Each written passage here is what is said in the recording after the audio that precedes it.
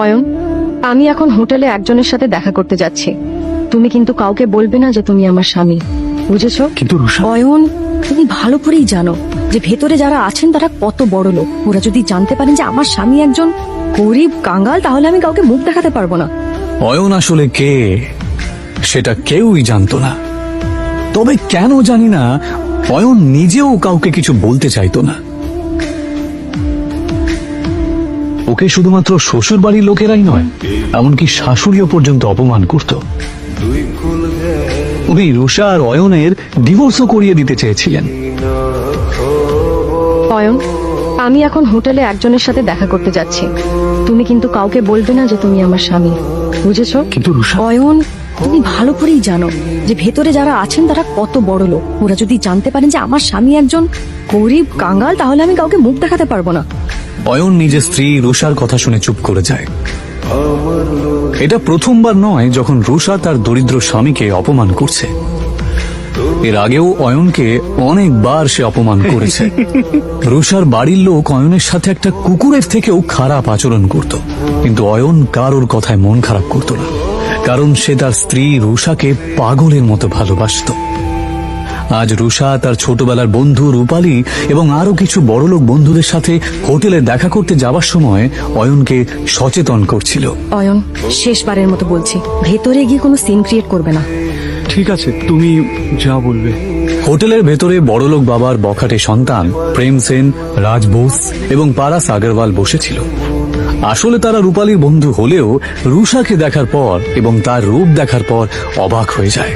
এটা কে রূপালী? এত সুন্দর দেখতে। ও ও আমার বেস্ট ফ্রেন্ড রুষা। অয়নের জামা কাপড় দেখে নাক মুখ মেকিয়ে পারাস জিজ্ঞেস করে, আরে এই সুন্দরীর সাথে বাঁদরটা কে রে? আর ঠিক তখনই অয়ন বলে ওঠে, নমস্কার, আমার নাম অয়ন। আরে হ্যাঁ, মনে পড়েছে, রুষা সিংহ। তার মানে আপনি অয়ন, যার সাথে রুষার বাবা সিদ্ধার্থ সিংহ ওনার মেয়ের বিয়ে দিয়েছেন। কি ঠিক বললাম তো রুষা? প্রেম আর পারাস যেই বুঝতে পারে যে এই গরিব লোকটা আসলে এই সুন্দরী মেয়েটার স্বামী, তখন রুষাও তাদের সাথে আর ফ্লার্ট করতে পারে না।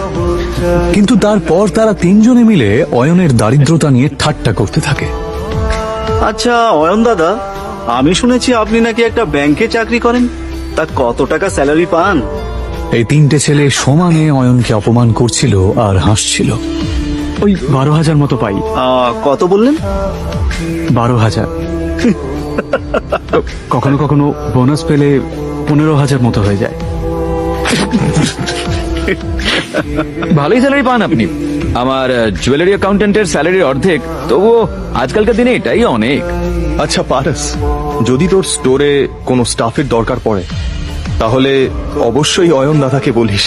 ওনাকে দেখে কর্মঠ মনে হচ্ছে, আর আশা করি ওনার কাজ তোর ভালোই লাগবে। হ্যাঁ হ্যাঁ, নিশ্চয়ই প্রেম, নিশ্চয়ই। 20-25 হাজার টাকার চাকরি তো আমি ওনাকে দিতেই পারি। আচ্ছা অয়ন দাদা, আপনি চাইলে কাল থেকেই জয়েন করতে পারেন। তারা কাকে জব অফার করছিল? অয়নকে। ও চাইলে তাদের তিনজনকেই কিনে ফেলতে পারত। অয়ন যে আসলে অয়ন রয় চৌধুরী এটা কেউই জানতো না, এমনকি রুষা এবং তার বাড়ির লোকেরাও এটা জানতো না যে এই গরিব অয়ন আসলে কে। অয়নও যেহেতু এই আসল সত্যিটা কাউকে জানাতে চায় না, তাই সে এমন ভাবে এই পরিস্থিতিটা সামলালো যে কেউ কিছু বুঝতেই পারল না। ও বলল, ধন্যবাদ মিস্টার আগরওয়াল, আপনার অফারটা সত্যি খুবই ভালো। আপনি যে আমার জন্য এতটা ভেবেছেন, এই জন্য আপনাকে ধন্যবাদ জানাই। তবে সত্যি বলতে আমি গয়নাগাটির ব্যাপারে বিশেষ কিছু জানি না। এদিকে রুষা অয়ন আর রূপালীর